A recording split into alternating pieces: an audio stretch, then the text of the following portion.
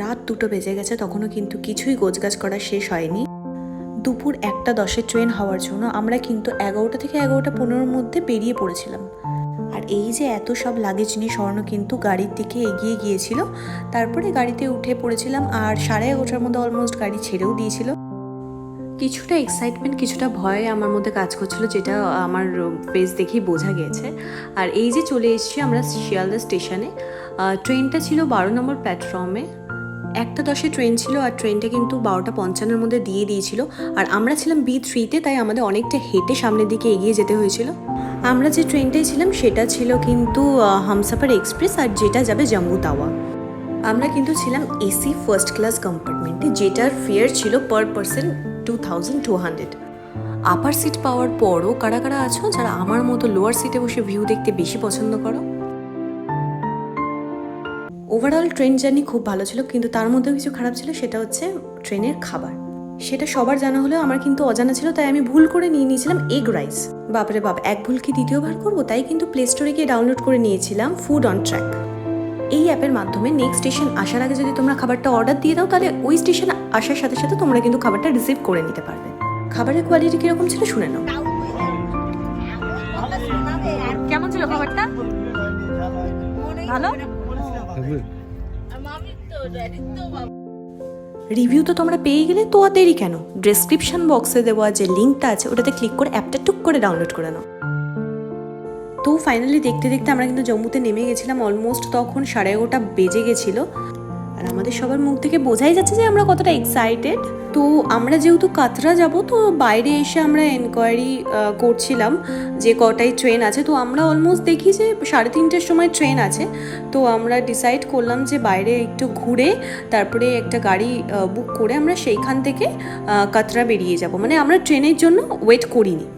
বোন আর স্বর্ণ বাইরে গিয়েছিল গাড়ি বুক করতে, সেই ফাঁকে কিন্তু বাবা আমি মা মিলে স্টেশনে বসে একটু কফি খেয়ে নিয়েছিলাম। আর মায়ের এক্সপ্রেশনই বলে দিচ্ছে যে কফিটা কীরকম ছিল। আর তার সাথে সাথে কিন্তু বাইরে আমাদের গাড়ি চলে এসছে। আর তারপর এখান থেকেই শুরু হলো আমাদের জার্নি। রাত অনেকটাই হয়ে গিয়েছিল, আর তখন আমরা কিন্তু ফলো করি অলমোস্ট 35 কিলোমিটার এখনও বাকি আছে কাতরা যেতে। ঘুমাতে ঘুমাতে যে কখন হোটেলে চলে এসেছি আমি নিজেও সেটা জানতাম না। তো যাই হোক, এই হচ্ছে আমাদের হোটেল।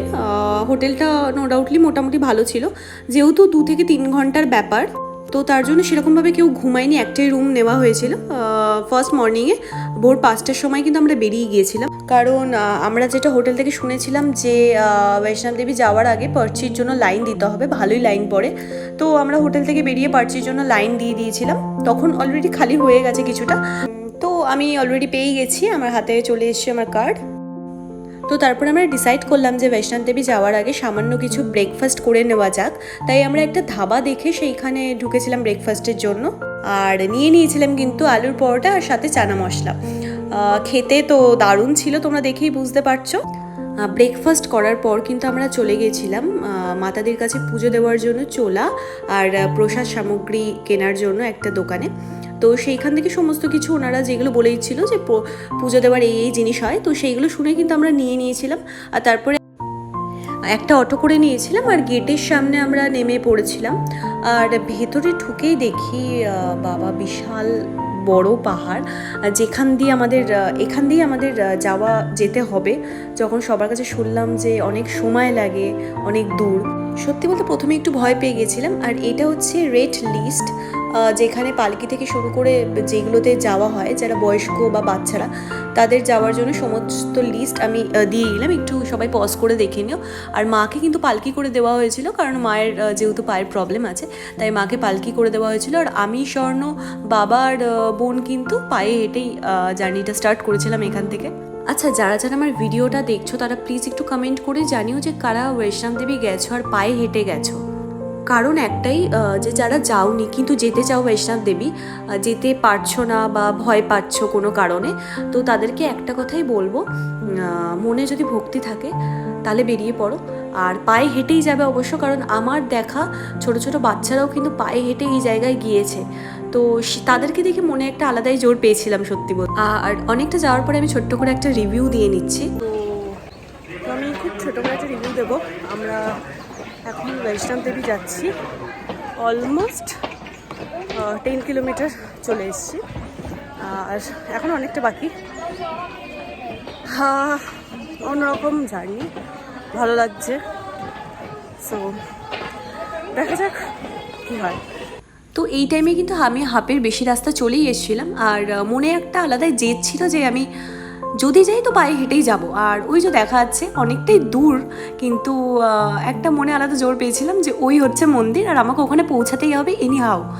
তো এই মনে জোর নিয়ে আমি আবার হাঁটা শুরু করেছিলাম, কিন্তু দুঃখের বিষয় তারপরে আমি আর কোনো ভিডিও ক্লিক নিতে পারিনি, কারণ ফোন জুতো সমস্ত কিছু জমা থাকে, তোমরা সবাই জানো যারা গিয়েছো। তো আমাদের সবার কিন্তু পুজো দেওয়া কমপ্লিট, তো রাত অনেক হয়েছে, যেহেতু ব্যাক করা সেদিনকে কোনোভাবে সম্ভব না, তাই আমরা ওখানের স্পেশাল কারি চাওয়াল খেয়ে নিয়েছিলাম। আর আমরা ওখানেই ওই রাতটা কোনোভাবে ওখানে কাটানোর পরে আমরা কিন্তু সকালে 7টা থেকে 8টার মধ্যে বেরিয়ে গিয়েছিলাম। আর বাইরেটা এসে দেখছি আশ্চর্য, বাইরেটা এত সুন্দর লাগছিল, মানে যেটা ভাষায় আমি প্রকাশ করতে পারবো না। আমরা ডিসাইড করেছিলাম এখান থেকে আমরা হেলিকপ্টারে করে ব্যাক করব। আর এই হচ্ছে আমাদের বোর্ডিং পাস হাতে পাওয়ার মাত্রই আমরা পৌঁছে গিয়েছিলাম, আর আমরা অপেক্ষা করছিলাম যে আমাদের হেলিকপ্টার কখন আসবে। এখানেও কিন্তু কোনো রকম ভিডিও বা ফটো তোলা অ্যালাউ ছিল না, বাট তোমাদের সাথে যেহেতু শেয়ার করবো তাই কিছুটা লুকিয়ে লুকিয়ে ফটো আর ভিডিও তুলে নিয়েছিলাম। কি অবাক কাণ্ড না, যে এখানে আমাদের 8 থেকে 9 ঘন্টা লেগেছিল মন্দিরে পৌঁছাতে, আর এখান থেকে আমরা ব্যাক করেছিলাম মাত্র 4 মিনিটে। মাতাদি তোমাদের সবাইকে ভালো রাখুক, সুস্থ রাখুক, আর খুব তাড়াতাড়ি দেখা হচ্ছে নেক্সট ব্লগে। চলো আজকের মতো টাটা।